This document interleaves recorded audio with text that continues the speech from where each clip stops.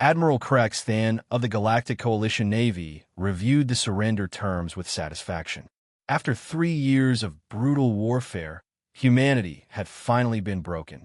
Their fleet lay in ruins, their colonies burned, their homeworld blockaded. The terms were simple: complete disarmament and submission to Coalition authority. "The humans have agreed to all conditions," reported his aide. "They're even scrapping their remaining military vessels as a gesture of compliance." What the Coalition didn't know was that humanity had learned a crucial lesson from their defeat. Never put all your eggs in one basket.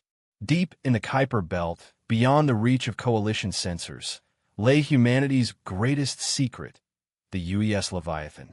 The Leviathan wasn't just a supercarrier. It was a mobile civilization.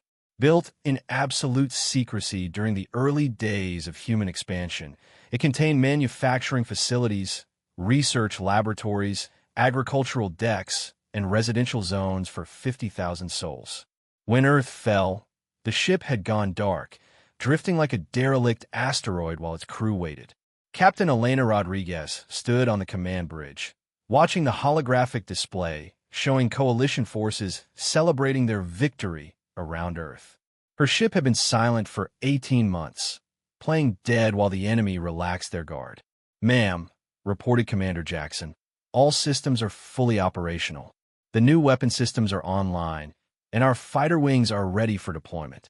The Leviathan had spent those 18 months of silence not in despair, but in preparation. Human ingenuity, compressed into a floating city with unlimited time and motivation, had produced innovations that defied galactic military doctrine.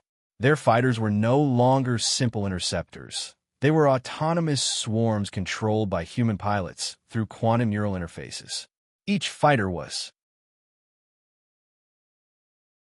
actually a cluster of 1,000 microdrones, capable of independent operation even if the mothership was destroyed. Their new weapons didn't rely on energy or kinetics. Humanity had weaponized quantum uncertainty itself, creating artillery that fired probability distortions. Enemy shields couldn't defend against attacks that technically hadn't happened yet, but probably would. "Initiate Lazarus Protocol," Captain Rodriguez commanded. Across the solar system, Coalition forces detected an impossible signature. The massive vessel that appeared on their sensors couldn't exist. Humanity lacked the industrial capacity to build something that large, and Coalition intelligence had accounted for every human shipyard. Admiral Krex then stared at the tactical display in disbelief. That's larger than our entire battle group. How did they hide something of that magnitude?" "Sir," his tactical officer reported with growing panic, "it's launching fighters. Thousands of them. No, tens of thousands. The launch bays are bigger than our dreadnoughts." The Leviathan's first salvo wasn't aimed at Coalition ships. It was a message broadcast across every communication frequency in the system. Captain Rodriguez's voice carried the weight of humanity's collective fury. "This is Captain Elena Rodriguez of the United Earth Starship Leviathan.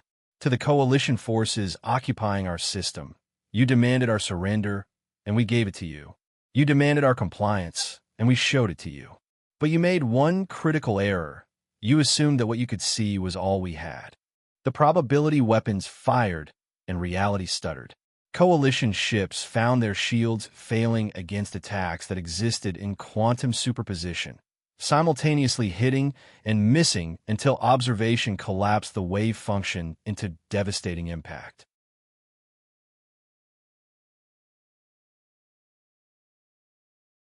"You conquered Earth," Rodriguez continued as her fighter swarms engaged the confused Coalition fleet. "But Earth was never humanity's only home. We're a species that spreads, that adapts, that survives. And now you'll learn what happens when you corner an apex predator and assume it's helpless." The battle was unlike anything in galactic military history. The Coalition faced an enemy that had used apparent defeat as camouflage, transforming their greatest loss into their most devastating trap. Within hours, the Coalition fleet was scattered, their survivors fleeing the system with reports that would shake the galactic government. Humanity's surrender had been theater, their compliance a deception, and their true military might have been hidden in plain sight. The Leviathan established orbit around Earth, its massive hull casting shadows over the planet below. Captain Rodriguez sent one final transmission to Coalition Command. Humanity will not be defied, conquered, or contained. Remember this lesson when you consider your next move. The galaxy learned that day that defeating humanity required more than winning battles. It required accounting for every human, in every corner of space, who might be planning the counterattack.